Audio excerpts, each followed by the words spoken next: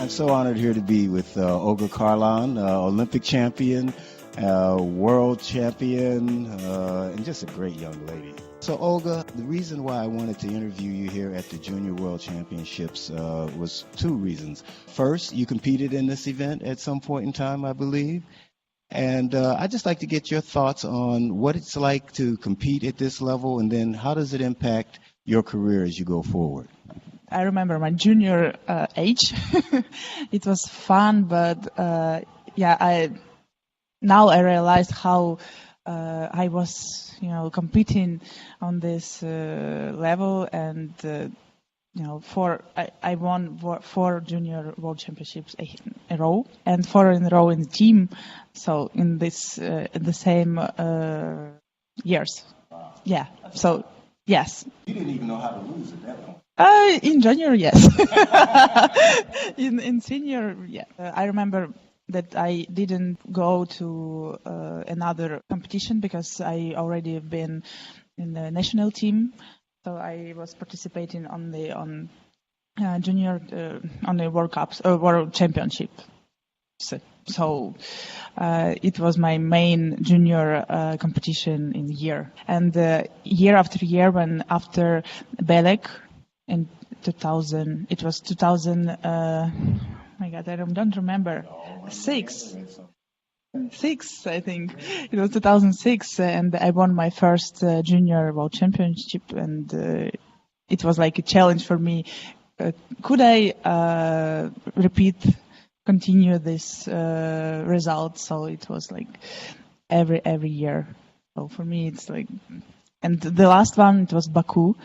And the last junior championships, I have to win it for sure, and I won. It's my dream. It was my dream. Thank you. There's so many athletes that win, but they never win their last one. That's the one that's so important. I didn't win a cadet world championship, my age, because I lost against Rebecca Ward. Yes. Yeah, Rebecca Ward, and she won. 2006. I think it was Taipei City. No, I remember Korea. So I missed it because I had an injury.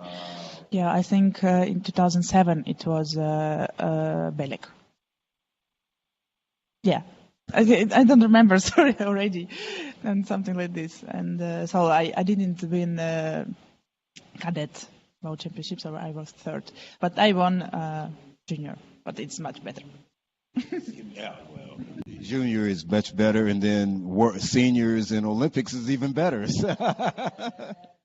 So before we go to the competitive side, you also have another reason for being here. You're on the Athletes Commission now, and so you're here for your meeting. Tell me a little bit about your thoughts about being on the commission and what that's like. It's responsibility. It's very important to hear other athletes. For us like members, hear other athletes, and we have to say something to FIE, and this is important that FIE feedback. To listen us, and because athletes, it's the main in fencing. I don't know, in sport. So we still competing. We know how it's better to compete, and we like a team, of course. Even we are from other countries from another weapon, kind of weapon. So we like a team, and we discuss all day. We were discussing, and sometimes we don't understand how to, it's work, but we learn, and it's interesting. It's different. You see FIE, you see these things in this case, in this side. And not like you're in the piste on the strip, you're just fighting there, and it's different. And then you also had Britta Heidemann sit in with you, who's now on the IOC athlete. Yeah. So what was that like? She's wonderful. She's very respectful athlete, and she very clever, and she's like a role model for me. For sure, and I'm always, listen to her, and as she is a member of IOC, member of Athletes Commission. I'm a member of EOC, European Olympic Committee Athletes Commission, too. So I'm like, try to take some advice from her and, this case. And of course, it's very important to listen what IOC think about sportsmen, how they think. So now that we've talked about your junior and cadet world, we've talked about your commissions, let's get down to business. Congratulations on your win in Seoul, Korea, the last GP. Last week, that's a lot of travel, go from one continent to the next and then here for meetings. So what's next on your agenda? Give me an idea of where you are now in your competitive season and what you're looking forward to. Yeah, in our plans it was to GP to Moscow, but unfortunately Ukrainian team not gonna participate there because of our government and politics. Policy. It's not our choice. I would like to participate in this traditional tournament like Moscow Sabre. I won this tournament, I don't remember, 3 or 4 times.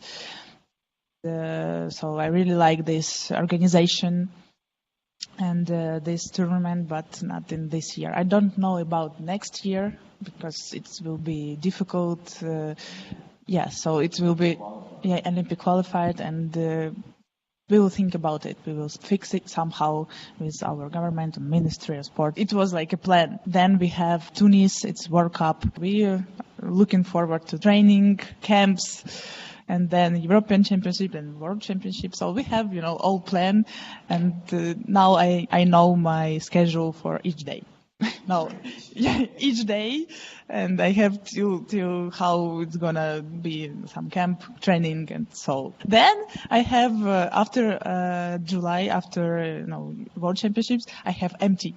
I don't have nothing, so I have some ideas what I'm gonna do because I have a vacation maybe. So it's interesting. So on the other part of life, you also have a sponsor, Red Bull.